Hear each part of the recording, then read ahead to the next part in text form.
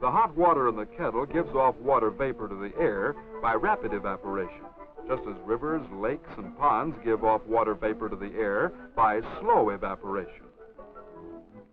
As the hot water-filled air hits the colder air near the ice tray, the water vapor turns into clouds of tiny water droplets floating in the air, condensation. When the air is quite cold and cannot hold any more water droplets, they collect together to form larger drops, as on the ice tray. And being too heavy to float in the air, they fall back to the earth as rain.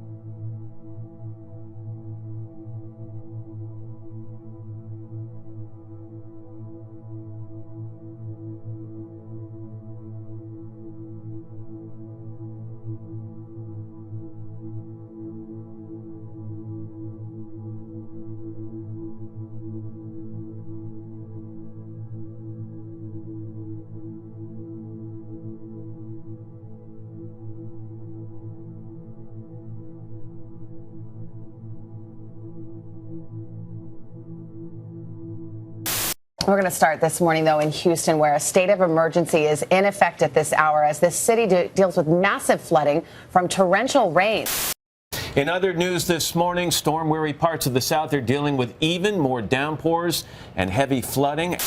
These severe weather and tornado systems once again ravaging parts of the Midwest overnight.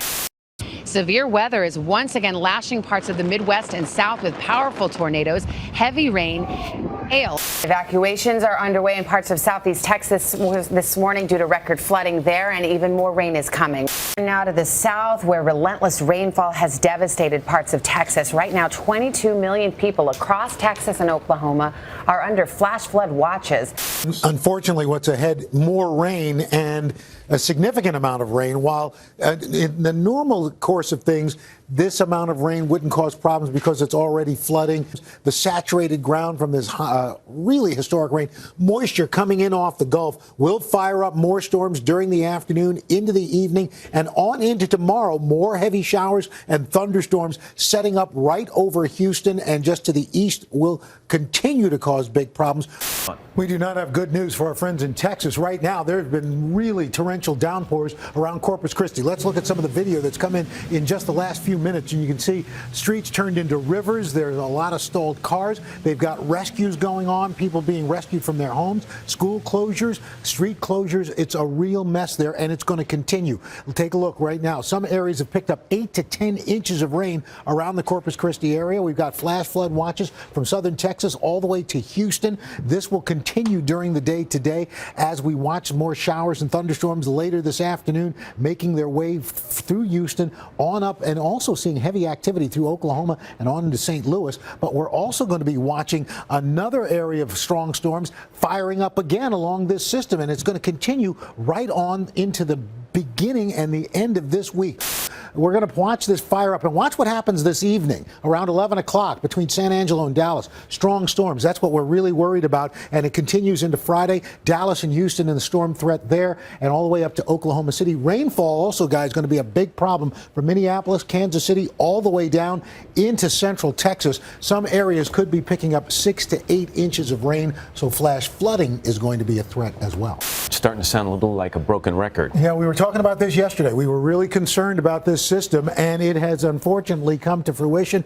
And we've got more still going on. We've got a dangerous situation going on right now in eastern Texas on into western Louisiana. We have the severe thunderstorm watches in effect. We also have flood watches and warnings as well as these heavy thunderstorms just train on top of the region. And so as we watch today, we are looking at, again, for today, severe weather, 11 million people at risk for severe storms, large hail, damaging wind. In fact, some areas already have picked up 10 to 12 inches of rain. Some areas in parts of West Texas, East Texas, picking up 17 inches. Well, look what happens over the next 24 hours. Flash flood watches for over 12 million people. Flash flood warnings for at least another 1.5 million just about. And we're looking anywhere from 3 to 5 inches of rain out of this. So flooding will continue to be a problem, probably on into tomorrow and possibly Sunday morning as those floodwaters finally start to recede. Texas, Texas, Texas. Yeah. Here we go again. And we have really no good news to talk about. I wish we could, but again, we are watching right now more heavy thunderstorms stretching from San Antonio. They've just moved to the north of Houston, and they're just going to keep coming over the next several days. Look at this. We've got 24 million people, 23 million people under a flash flood watch and flash flood warnings from Oklahoma City all the way down to Brownsville. And what we're watching is this stationary front, plus there's an upper level low and a very juicy atmosphere. And so flash flood watches remain in effect through tomorrow. East central Texas, then it also moves into Louisiana, and parts southwestern Arkansas is going to get involved as well. Flooding will ease toward the end of the weekend, but until then, look at the rainfall amounts we're talking about. Anywhere from 3 to 5 inches, a wide swath. Rainfall rates 2 to 3 inches per hour, but we could still see upwards of 10 inches of rain for parts of south central and central Texas. So the flooding is going to just continue really, and we don't see any relief until early next week.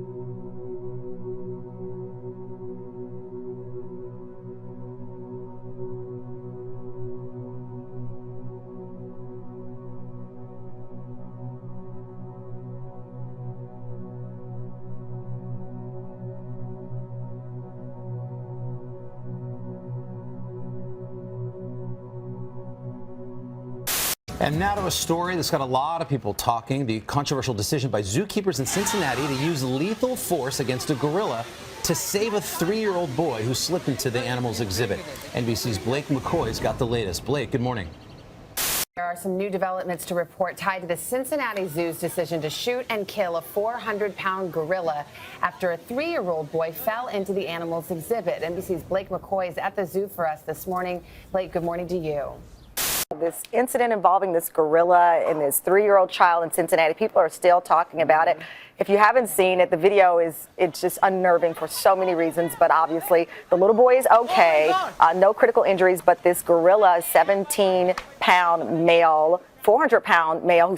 I want to talk now about the continuing controversy over the shooting death of a gorilla at the Cincinnati Zoo after a 3-year-old boy fell into that animal's enclosure. This morning, police are confirming that they're investigating the actions of the boy's parents, as the incident raises questions about safety at zoos all across the country.